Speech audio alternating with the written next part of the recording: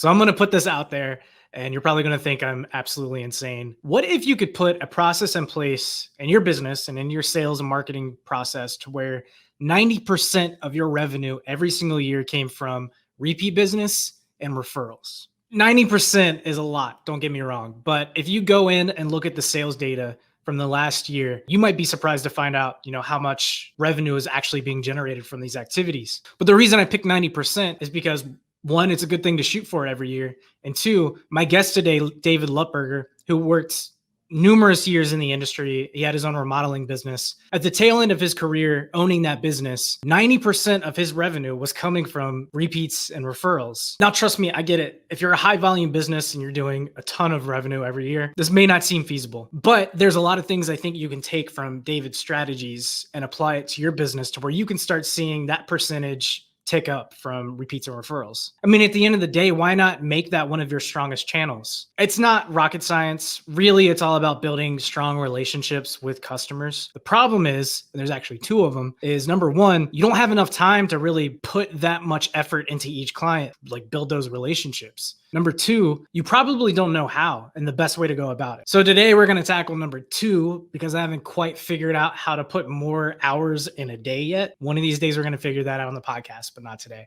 David Lupberger is my guest today. Like I said, he owned a remodeling company for a number of years before he became a consultant. He worked with psychologists. He worked with doctors. He went head on into learning what makes a customer come back to your business for a high consideration project, and what makes them tell their friends and family about the business and get excited. So we're going to cover all of that stuff today. He's got some great insights. I think there's a ton of value here. So with that, I'm going to go ahead and kick this episode off. Again, this is David Lupberger, who is the CEO and owner at Remodel Force. I hope you enjoy. This is a podcast for home improvement and home services marketing. This is built by. You've got to be adaptable. You've got to find a way to accommodate an uncomfortable customer. If you're not getting the home advisor leads in the first 5 minutes, you shouldn't even do it. Hopefully we're eating their lunch while they're trying to get back up and running.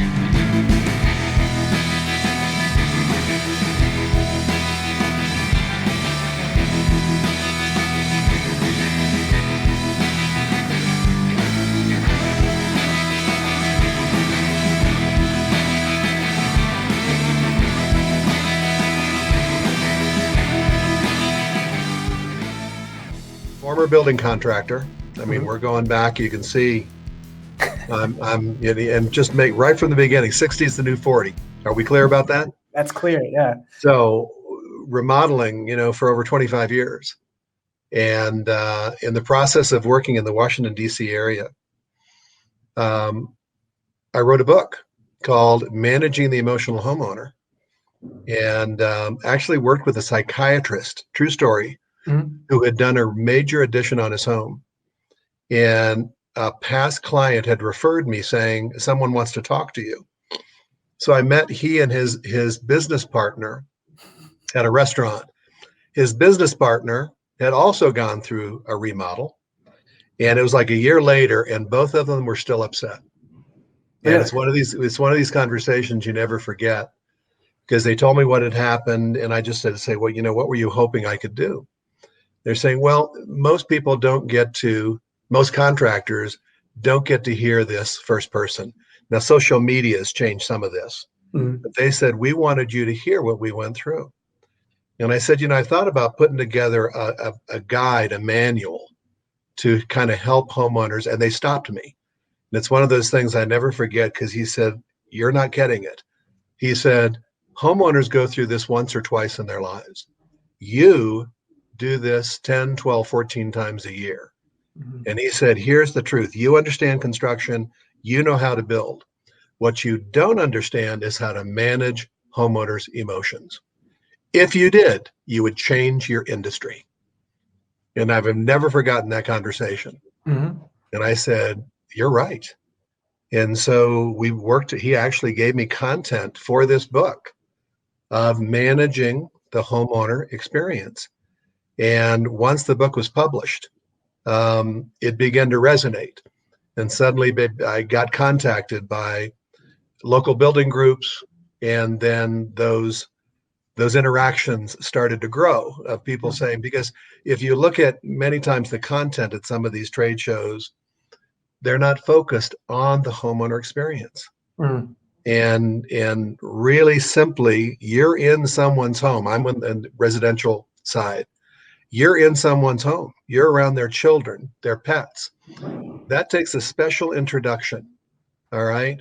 Mhm. And the psychiatrist that also interviewed me then introduced me to a doctor who had also gone through a renovation. And he just said, look, you guys have a unique job, because once you've been in a homeowner's house, after a certain, several weeks, only their family physician knows more about that family than you do.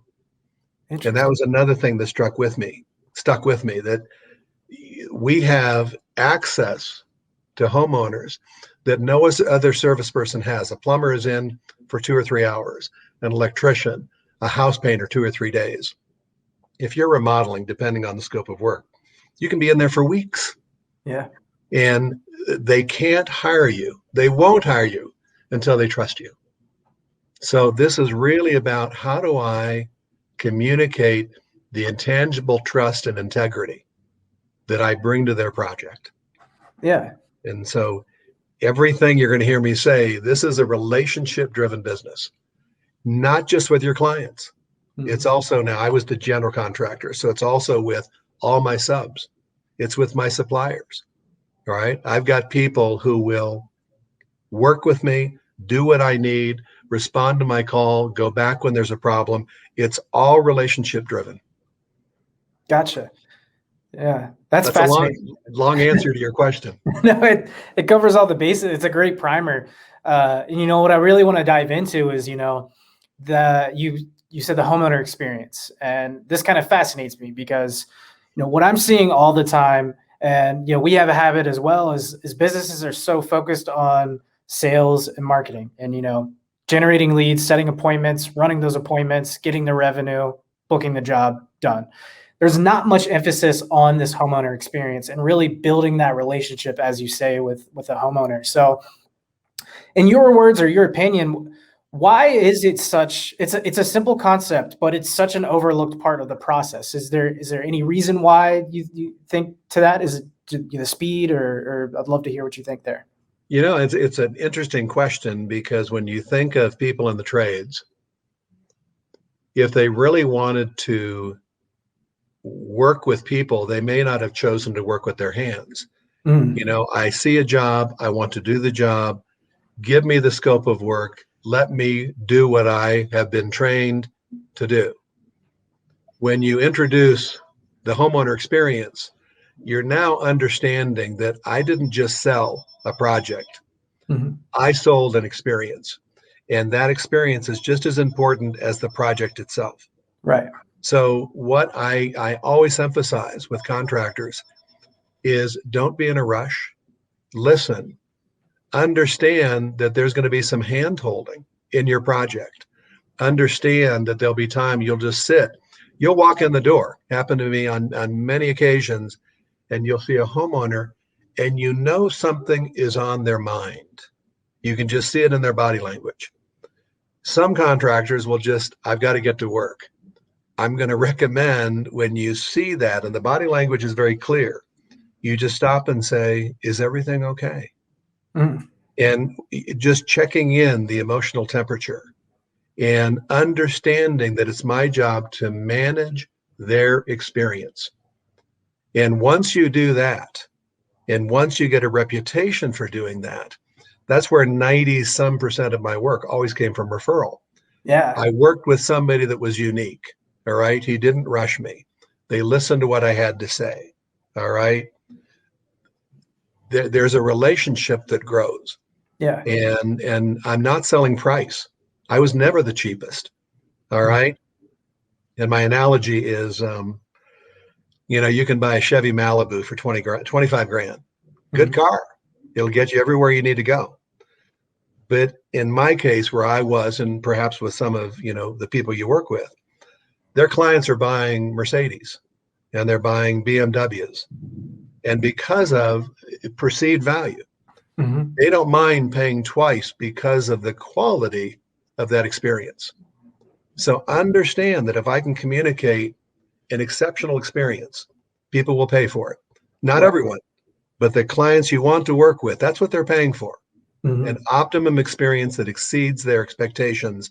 And I'm circling back now to tradespeople who don't always want to communicate, who sometimes are more introverted. They want to work on the project. Right. And I really want to say, you once you get into a home, depending on how long you're there, your extended family. And again, we did projects that had a little bit longer length, but understand it's a unique invitation to work in someone's home around their pets, children, and family. And don't take that for granted. Yeah. That's fascinating, David. And right now, especially that happy customer, that building that relationship, I think is huge because, you know, but you mentioned 90% of your business was referrals and, reviews, repeats, things like that. It's amazing to see that, being such a powerful revenue tool for you. It's your business is earning you new business type thing. So, going back to when you were talking about when you met with the psychiatrist and things like that, was that something you had the foresight to work towards, or was it something that you kind of found something worked when it came to connecting with customers that was helping that referral engine keep kind of going, and then that's where you kind of cut your teeth and learned how to, start treating every customer like this? I had that kind of sense before, Yeah. which is when you're in someone's home, treat their home like your own. Mhm. Don't make any assumptions. I mean, treat their home. It is their home. But the meeting with the psychiatrist really drove it home, which is when they talked about their disappointment. They talked about expectations that weren't met, calls that weren't returned, promises that weren't kept. It was all about expectations once again Right. that they weren't fulfilled. Neither one complained, the psychiatrist or his partner. Neither one complained about price. It was all about the experience. It was never about the quality of the work. It Mhm. wasn't about what they had done. It was the experience that they went through. That's amazing. So, what did it mean for your business at the time? Were you, I don't know what you were kind of doing there, if you were putting a lot of money into marketing, or if you had a large sales team. It sounds like, you were kind of running the show yourself. And this allowed you to kind of keep growing that business as a kind of smaller operation. Is that true, or what is that? Yeah, it was more of a boutique Mhm. remodeling firm Gotcha.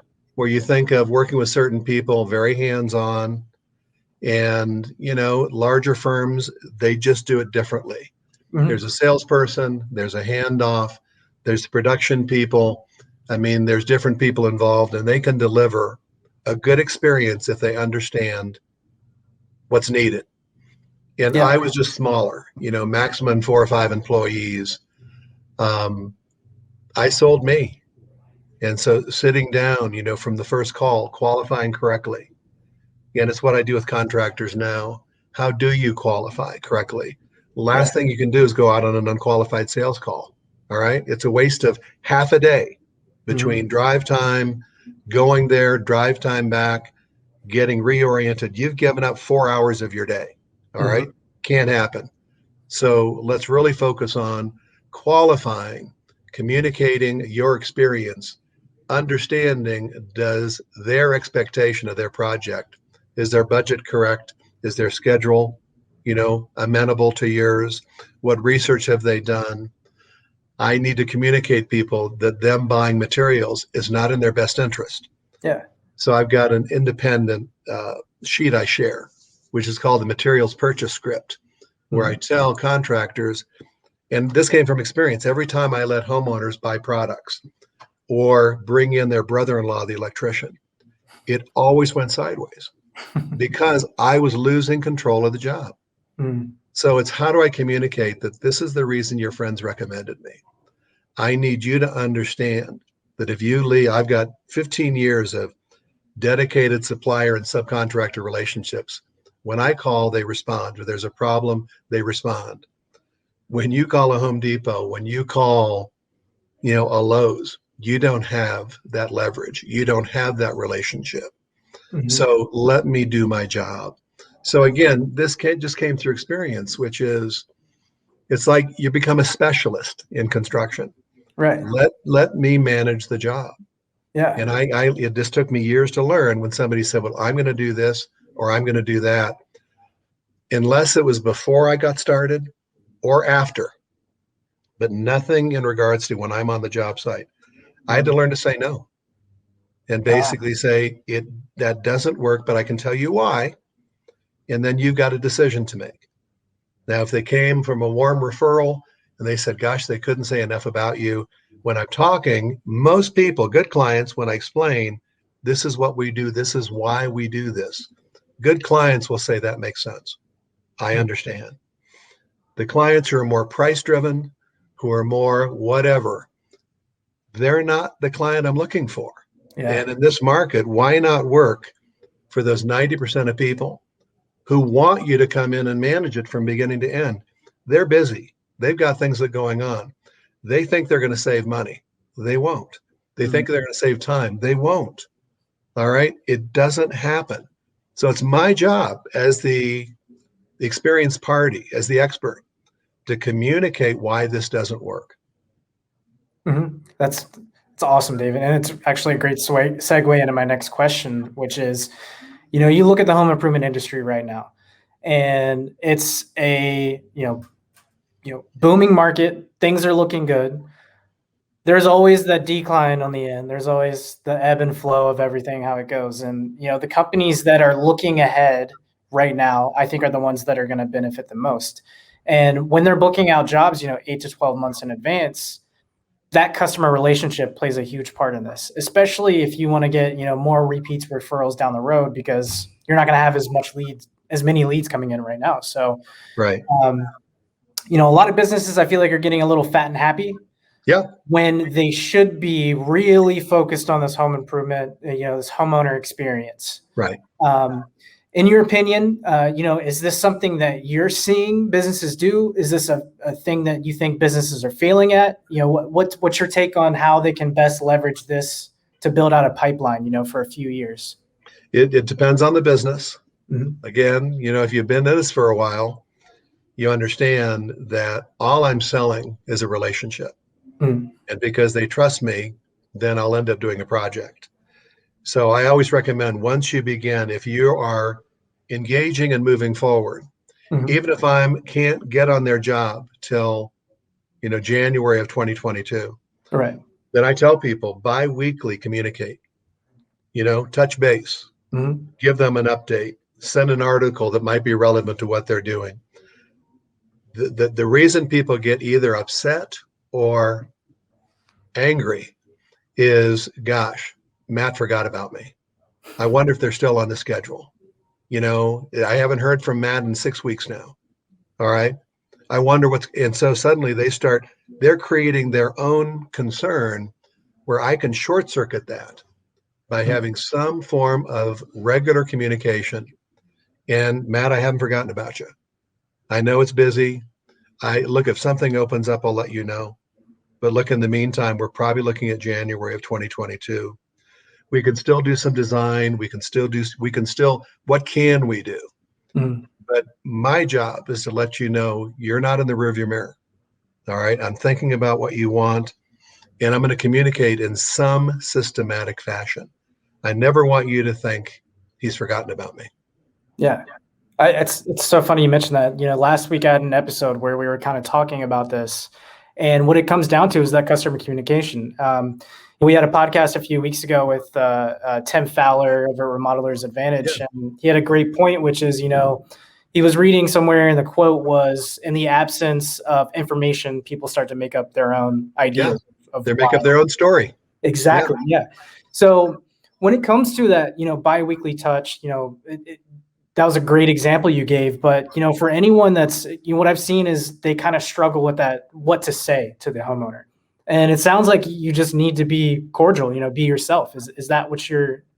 That's all. You're just calling and saying, Matt, I know it's been a month since we spoke last. I haven't forgotten about you. All right.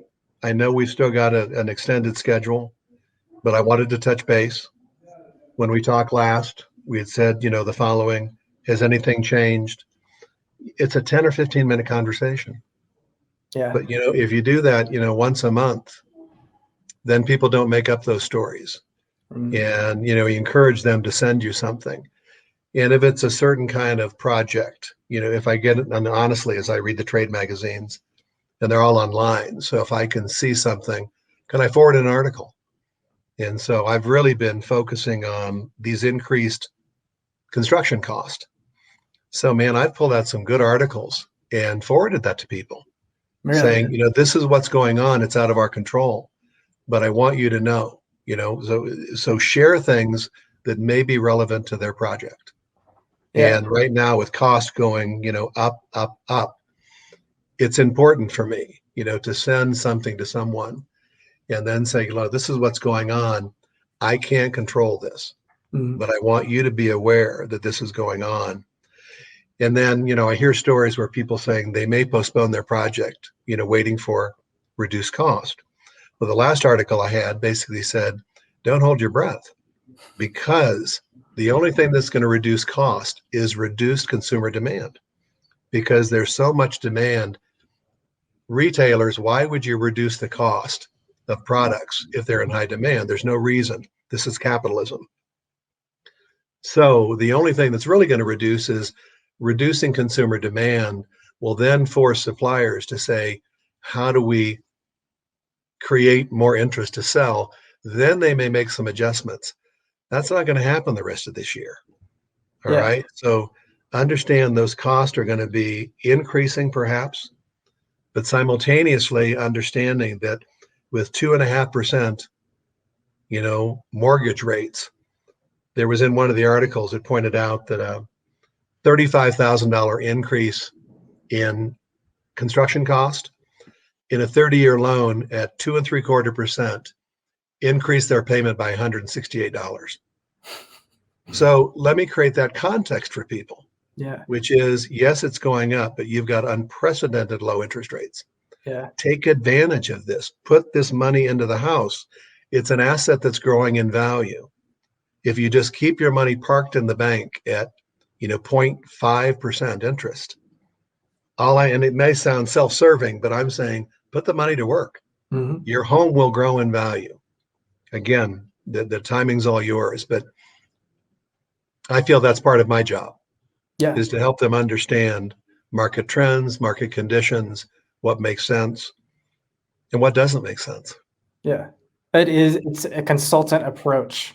A consultative, you just nailed it. Yeah. All right. It's my job to come in and say, here's what I think, here's what I like, here's what we do, here's why we do it. And then the homeowner, the consumer, makes a decision, but I'm not selling.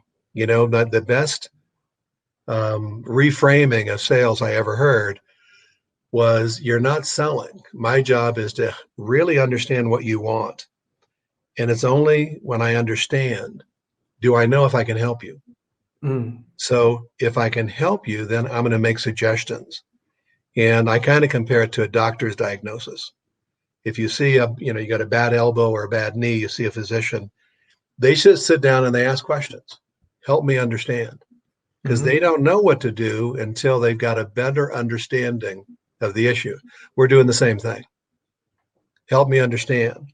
Oh, by the way, we've got I think we can help you. Here's what this looks like. I don't have to sell a darn thing. Yeah. I love that. It's quite a different approach. If you go to like WebMD and you type in, my knee hurts, and they're like, well, you have bone cancer or something. You can't diagnose just based on what they enter on your website, right? It's about building that conversation with the homeowner, finding out, really getting down to why they want that color or why they need that project done. So that's really cool, David. I love that approach. We're running up against time here, so I want to kind of wrap up with one last question that I like to ask all my guests, which is last tip before we dip. So what's the number one piece of advice that you would give to anyone in the home improvement industry right now? I think I might be repeating myself here, but understand you sell an experience, and people will not hire you till they like you and trust you. So my job is to be very transparent and understand that because people are investing oftentimes a lot of money. Can I be honest, transparent, and communicate that their experience is primary? I'm not just selling a project, I'm selling an experience. The outcome is a project. And all your clients, and I've done client surveys, why did you hire a certain contractor? And I literally have said, what did they say? What did they do that allowed you to trust them, that allowed you to make that hire? And I've gotten back some wonderful feedback. And it is, they took the time to listen. They didn't rush. He gave me good ideas. All right. We had a budget. They worked within the budget. They clearly communicate. All right. They took on a challenging project. I've never seen one that said they were the cheapest, ever. And I've done this with 20 different contractors. It's not that. All right. People want someone in their home they can trust to deliver what they've paid for, where there's no regrets. I love that, David. That's one of my favorite last tips that I've had on the show. So I think you nailed it there. Awesome, David. Well, I like to wrap up. I want to give you, just a minute or two. If listeners want to learn a little bit more about you, where they can find you, where they can learn more about Remodel Force, where should they go? It's www.remodelforce.com. And after remodeling, for 25 some years, I moved back to Colorado, which is where I grew up. And instead of starting a remodeling business, because I'm a little older, I found I could work with contractors, just sharing best practices. So literally, I can start with the qualifying call, moving into, getting a design agreement, putting together a good job package, putting together a schedule and expectations. And all we're doing is informing the homeowner of what a good project looks like. So I now do this with about 30 some clients now around the country. It's all virtual. And we just set up usually a call every other week. And specifically, I work on the business.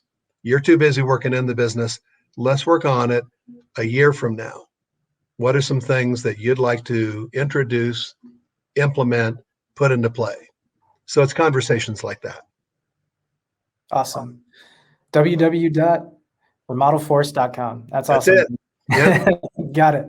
Awesome, David. Well, I appreciate the time that you've given us today. I think this was a great podcast. I always love talking about this topic. It's so fascinating to me, changing that homeowner expectation, building a relationship with trust and all that stuff. So, David, thanks so much. And again, until next time.